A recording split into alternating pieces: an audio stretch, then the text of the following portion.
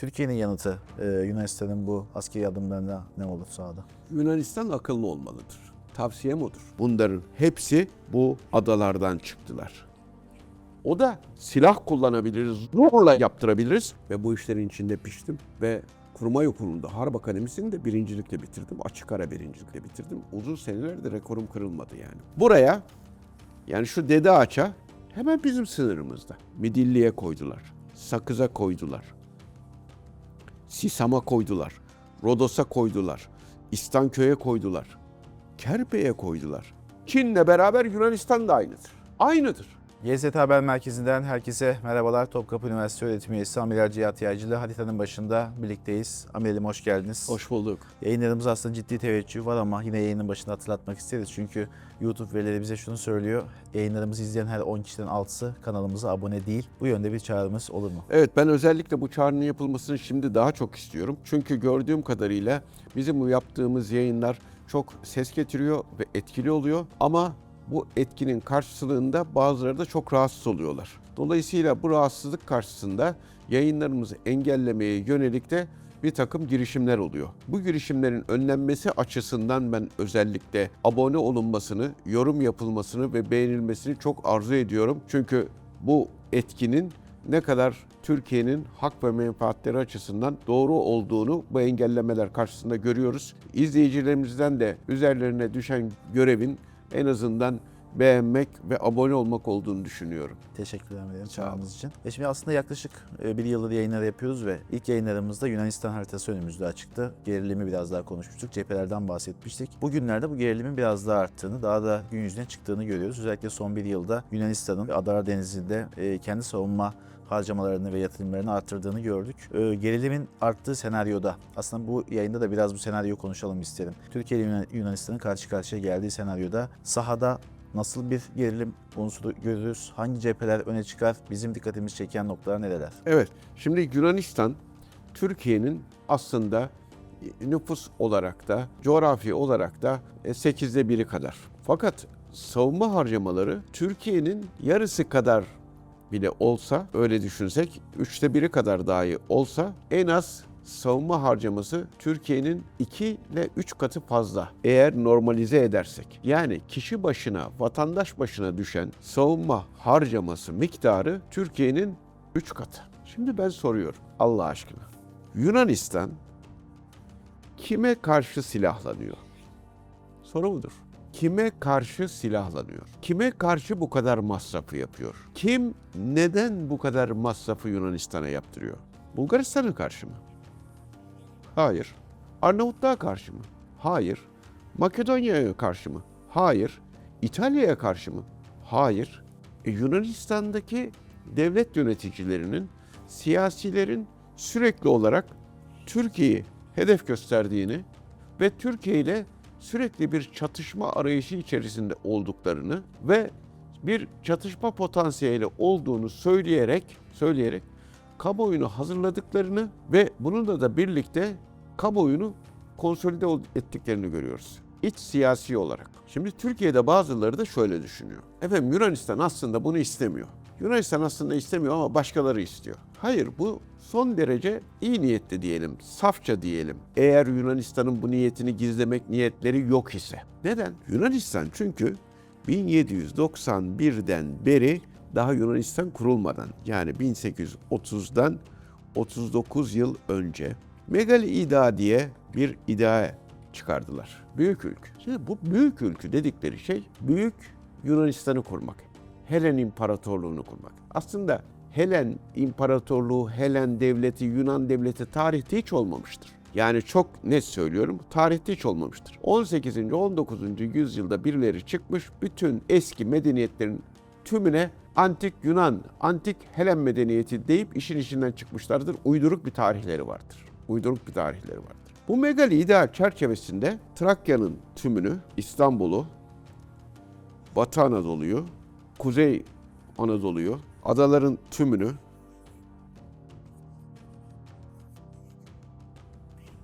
Girit dahil olmak üzere, bu büyük Yunanistan, büyük Helen Devleti'nin toprakları olarak lanse etmişlerdir, hedef göstermişlerdir. Bu aslında neye benziyor? Yunanistan Megali iddiası eşittir İsrail'in vaat edilmiş toprakları. Şimdi ikisi de zihniyet olarak ne kadar, değil mi? Önemli. Ve de üst üste koyduğumuzda aslında puzzle gibi birbirini tamamlayan Birbirini bir tamamlıyor. Ve düşünüyorum. ikisinin de hedefi Türkiye'den toprak almak. Türkiye'den toprak. Bu yetmiyormuş gibi. Ermenistan da toprak almak istiyor. Büyük Ermenistan hayal. O da Türkiye'den. Suriye'de biliyorsunuz Hatay'ı almak istiyordu. O da Türkiye'den. Irak'ın kuzeyindeki yapı, hani Irak'ın kuzeyi bölgesel yönetim, Irak Kürdistan bölgesel yönetimi diyorlar da ben onu tercih etmiyorum. Irak'ın kuzeyi bölgesel yönetimi. O da Türkiye'den toprak almayı hedefliyor. Büyük sözde Kürdistan, özde Siyonistan. Nasıl arkasında kimin durduğu belli, değil mi? Suriye parçası diyor, Irak parçası diyor, Türkiye parçası diyor, İran parçası diyor. O da en büyük parça Türkiye'dedir diyor. O da toprak almaya çalışıyor. İnanılmaz bir Türkiye'nin üzerinde talep edenler var. Peki Türkiye'nin bunlardan bir talebi var mı? Hiç. Peki o zaman Yunanistan, Türkiye Yunanistan'ın herhangi bir toprak talep ediyor mu? Etmiyor. Sürekli talep eden Yunanistan. Talep ettiğine de karşılık almayınca saldırgan Türkiye diyor. Şimdi şurada müsaade ederseniz şu kitabı da göstermek isterim. Bakın bu kitabı tekrar göstereyim. Bu Yunanistan talepleri. Aç parantez o zaman Ege sorunları diye yazmıştım. Ben Deniz Kuvvetleri Kurmay Başkanıyken yazdım ve Yunanistan beni şikayet etti. Türkiye'nin içerisindeki bir takım kişiler de beni şikayet ettiler, devleti yönetenleri. Yunanistan'la aramızı bozuyor diye. Burada bunların hepsini çok net bir şekilde ifade ettim. Dikkat edin, burada bu kitabın başlığı aslında Ege sorunları, Türk-Yunan sorunları diye size algılattırılan şey Yunanistan'ın talepleridir dedim. Yunanistan'ın talepleridir. Dolayısıyla Yunanistan çok ciddi bir talep içerisindedir. Ve bu talepleri karşılanmayınca büyük sorun var. Türkiye saldırgan diyor. Karasularını arttırma talebi var. Türkiye kabul etmiyor. Olduğu gibi kalsın. Aramızda bir Lozan Anlaşması var diyoruz. Hayır diyor. Ben arttıracağım. Kabul etmezse sen saldırgansın diyor. Adaları senin gayri askeri statüde bırakman lazım. Bu adaları. Neden? Çünkü Türkiye Birinci Dünya Savaşı ve İstiklal Harbi esnasında gördü. Bütün yani şimdi soru şudur. Neden bu adalar gayri askeri statüde olmalıdır? Silahsız ve askersiz olmalıdır. Niye Lozan'da bu böyle olmuştur diye soracak olurlarsa halkımız şunu bilmelidir. İzleyicilerimiz şunu bilmelidir. İtalyanlar bu bölgeyi almıştı. Yunan bu bölgeyi işgal etmişti. İtalyan bu bölgeyi işgal etmişti. İngilizler bu bölgeyi işgal etmişti. Fransızlar bu bölgeyi işgal etmişti. Peki soruyorum şimdi. İngiliz askerleri buraya nasıl geldiler? İtalyan askerleri buraya nasıl geldiler? Yunan askerleri buraya nasıl geldiler? Fransız askerleri buraya nasıl geldiler? Gökten zembille mi indiler? Ya da karayoluyla mı geldiler? Bunların hepsi bu adalardan çıktılar. Denizden geldiler. Dolayısıyla Türkiye Cumhuriyeti Devleti Osmanlı Devleti'nin yıkımında karşılaştığı bu tehlikeyi bertaraf etmek için Türkiye Büyük Millet Meclisi o zaman hükümeti bu adaların gayri askeri statüde olmasını şart koşmuştur. Aynı tarih tekerrür ediyor şu anda. Yunanistan bu adaları silahlandırmak istiyor. Haberim onu açarsak son yıllarda Yunanistan'ın hangi bölgelerde daha çok yanak yaptığını, hangi araçlarla da yaptığını söyleyebiliriz. Şimdi bir kere bu adalar bizim adalarımız. Bu adaları biz gayri askeri adalar değil. Gökçeada ve Bozcaada bizim ve gayri askeri statüde değil. Ama bunun hemen yukarısındaki çünkü bizim adalarımız. Bunlar gayri askeri statüdeki adalar, toplam 23 adet ada var. 23 ada. Biz buna kısaca GASA diyoruz. Gayri askeri statüdeki ada. Şimdi 23 tane GASA bu gayri askeri statüdeki adada bulunduracağı asker yok. Jandarma ve polis bulundurabilir. Bunlar da yanlarında sadece anlaşmaya göre bir revolver yani bir tabanca, bir kılıç, bir tüfek, sayıları 100'ü geçerse de bir makinalı tüfekleri olabilir. Ama asker kesinlikle silahlı kuvvetlere bağlı asker bulunamaz. Asayiş kuvveti bulunabilir. O kadar nettir ki anlaşmalar, anlaşmanın maddeleri o kadar nettir ki ana karada 100 kişiye düşen, 100 vatandaşa düşen polis ve jandarmadan daha fazla oranda bu adalarda polis ve jandarmada bulundurulamaz. Yani sen bunu suistimal de edemezsin. Bu bir anlaşma. Egemenliği biz Yunanistan'a ve İtalya'ya bu şekilde verdik egemen. Yani şartlı bir devir var. Eğer sen bu şarta uymazsan ya biz sana Viyana Sözleşmesi'ne göre şarta uygun hale getirtiriz, zor kullanarak. Bu nasıl olur? Onu açarsak. Zor kullanabiliriz. Silah kullanabiliriz. Sen anlaşma hükümlerini bozdun. Sen bu adalarda silah bulundurmayacaktın, asker bulundurmayacaktın. Ben seni ikaz ediyorum. Bunlardan çek, önce ikaz. İkaza uymadı. O zaman Viyana Sözleşmesi'ne göre şarta uygun hale getirebiliriz. O da silah kullanabiliriz, zorla yaptırabiliriz. Anlaşmaya uygun hale getiririz. Bu bizim uluslararası hukuktan kaynaklanan hakkımızdır. Yani bu devir şartına uygun hale getirtme.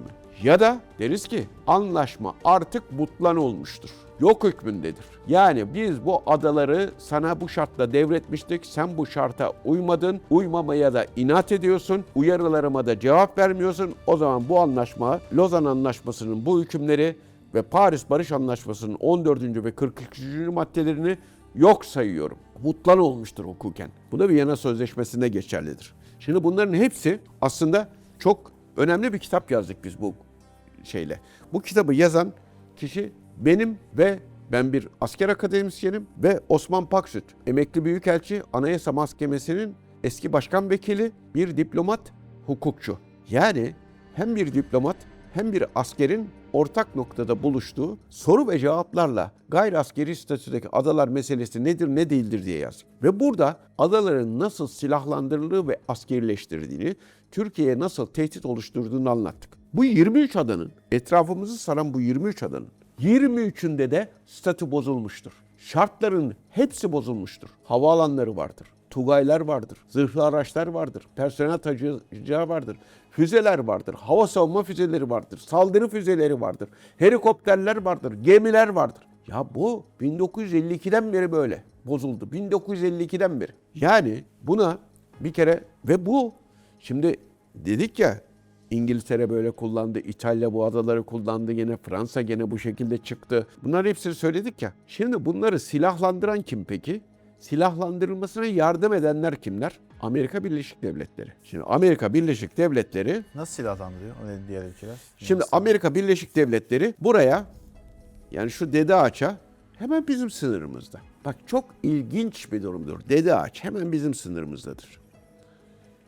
Buraya Defender tatbikatları nedeniyle Defender 2021, 22, 23, 24 bu tatbikatlarla binlerce silahı taşıdı. Mühimmatı, aracı buraya taşıdı. Tank var, helikopterler var, genel maksat helikopterleri var, taarruz helikopterleri var, zırhlı personel taşıyıcıları var. Getirdi buraya ve bunu derken de ben NATO için yapıyorum bunu dedi. Neye karşı? Rusya'ya karşı dedi. Sonra ne yaptılar biliyor musunuz? Bu bizim kamuoyunda saklandı, gizlendi, unutuldu, farkına varılmadı neyse. Buraya getirdiği muazzam silahlar vardı. Muazzam araç gereçler vardı. Bunları geriye taşımak çok pahalı. Geriye taşımaktan vazgeçtim. Yunanistan'a hibe ettim dedi.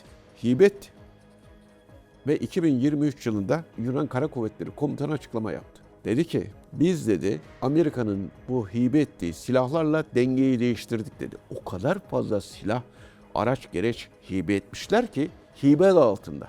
Dengeyi değiştirebilecek seviyede. Ve bu araçları aldılar, bu silahları aldılar, Midilli'ye koydular, Sakız'a koydular, Sisam'a koydular, Rodos'a koydular, İstanköy'e koydular, Kerpe'ye koydular.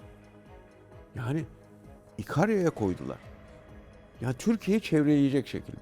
Sonra İsrail'le stratejik işbirliği anlaşması yaptılar.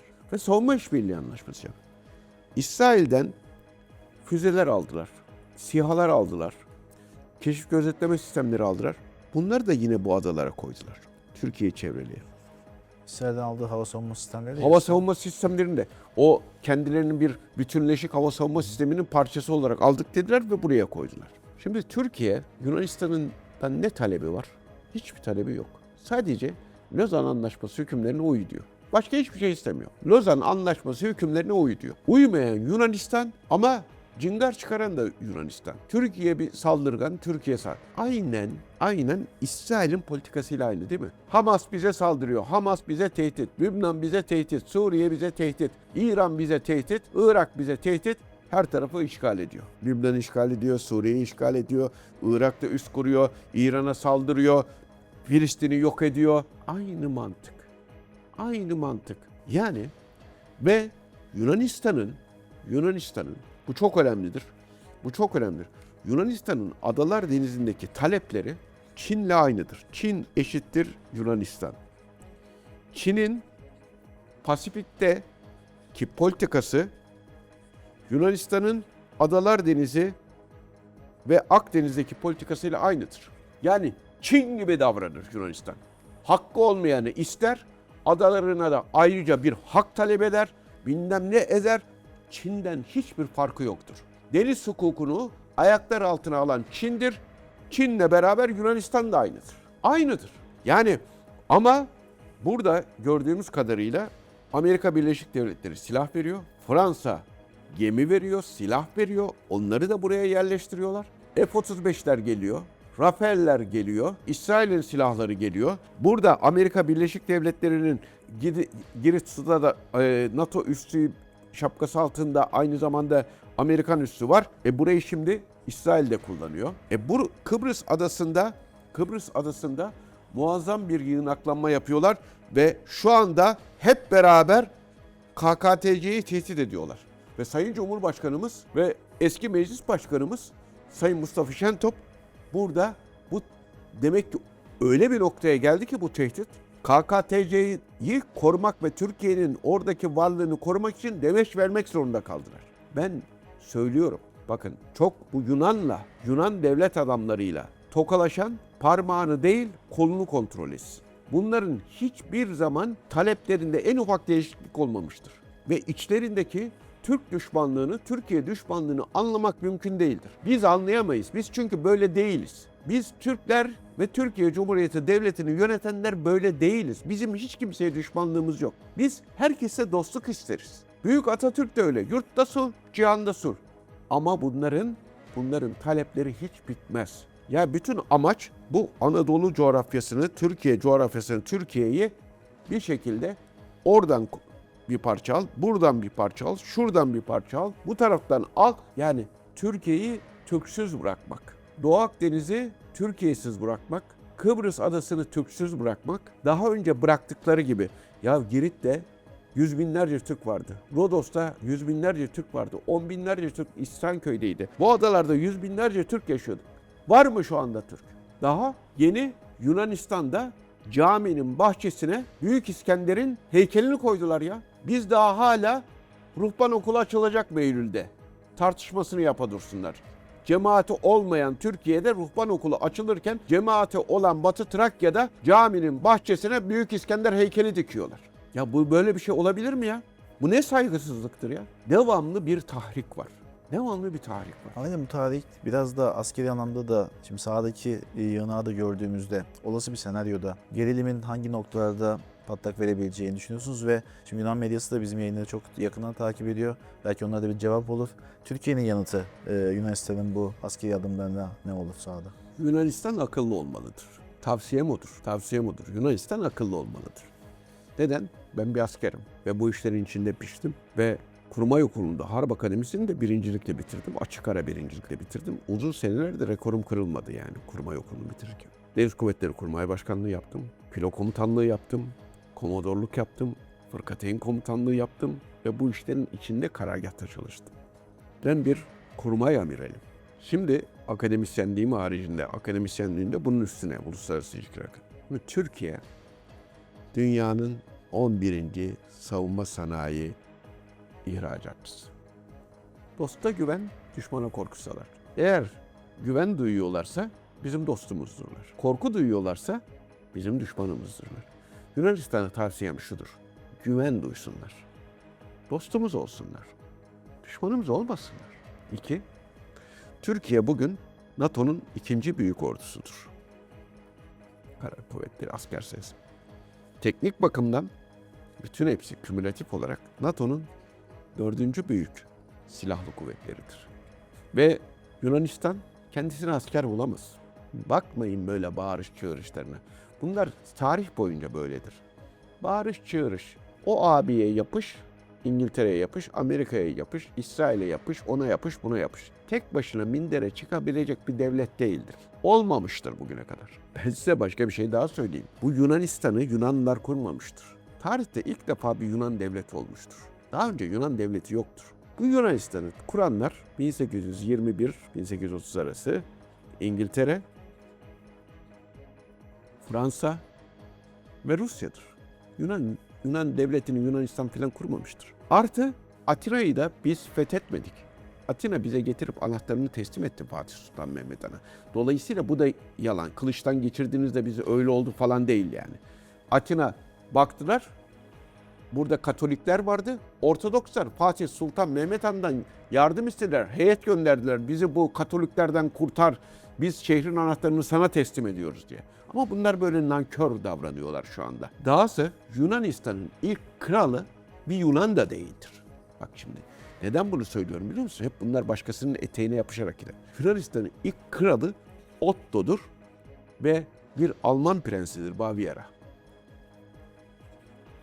Prens Otto. Yunanistan'ın bayrağı da kendi bayrağı değildir. Hani şimdi hikaye yazıyorlar ya maviydi, yok mavisi şuradan gelinmiş de beyazı buradan denize. Yalan. Baviera bayrağının yani Otto'nun geldiği yerin Baviera bayrağının aynı renkleridir.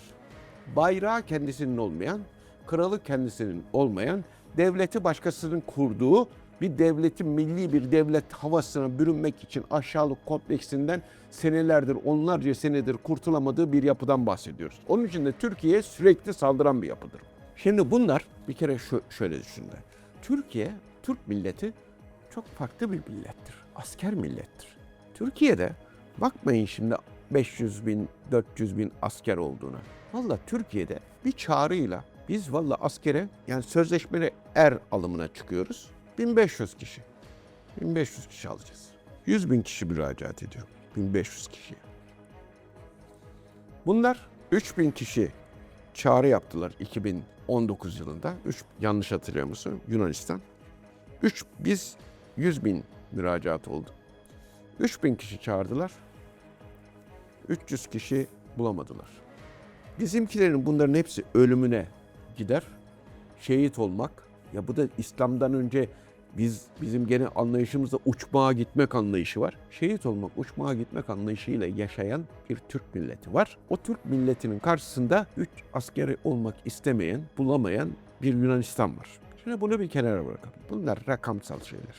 Rakamsal. Ama şunu söyleyeyim. Yunanistan'ı biz savaşmadan diz çöktürürüz.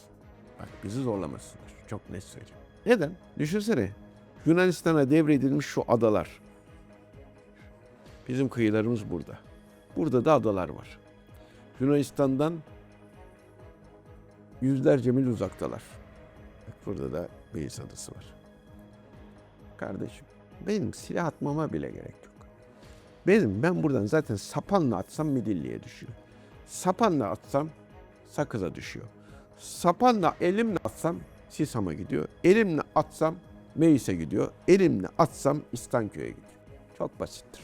Türkiye sadece İsrail'in Gazze'ye yaptığı ablukanın bir benzerini, madem İsrail'i çok seviyorlar, İsrail gibi bir uygulama yapsa Türkiye, Midilli'yi ablukaya alsa, hiç silah kullanmasın.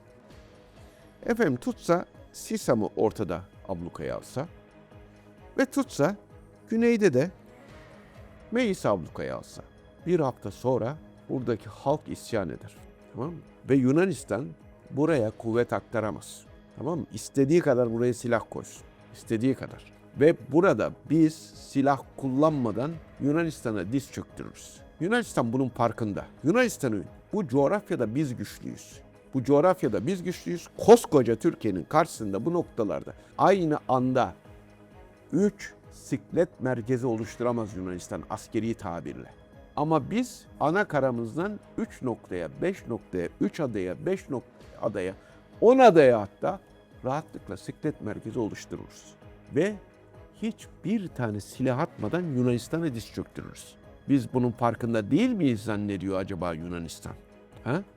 Yunanistan bunun farkında değil miyiz zannediyor? Kıbrıs meselesine gelince de Kuzey Kıbrıs Türk Cumhuriyeti Türkiye için son derece önemlidir. Bırakın Kuzey Kıbrıs Türk Cumhuriyeti'ni, Kıbrıs bizim için son derece önemlidir. O duran kalkanın terörist elebaşının geçen sene dediği gibi dananın kuyruğu Kıbrıs'ta kopacak demesi, İsrail'in Kuzey Kıbrıs Türk Cumhuriyeti, KKTC sadece Yunan ve Rum'un sorunu değil bizim de sorunumuz demesi kimlerle işbirliği içerisinde olduğunu Yunanistan'ın gösteriyor. Ama şunu bilsinler, Türk milleti, Türk Silahlı Kuvvetleri ve Türkiye Cumhuriyeti Devleti Yunanistan'ın yanında çok çok büyüktür. Son söz olarak şunu söyleyeyim, Yunanistan bir mahalle takımıdır. Türkiye ise bir Süper Lig takımıdır. Türkiye Yunanistan'ı muhatap dahi almaz ama eğer Yunanistan çok şımarırsa da ağzının üstüne 2 tane şaplatmayabilir. Teşekkürler Emre. Ben teşekkür ederim. Yayınımızı bu noktaya kadar izleyenler için GZT YouTube kanalına abone olmaları yönünde çağrımızı da yapmış olalım.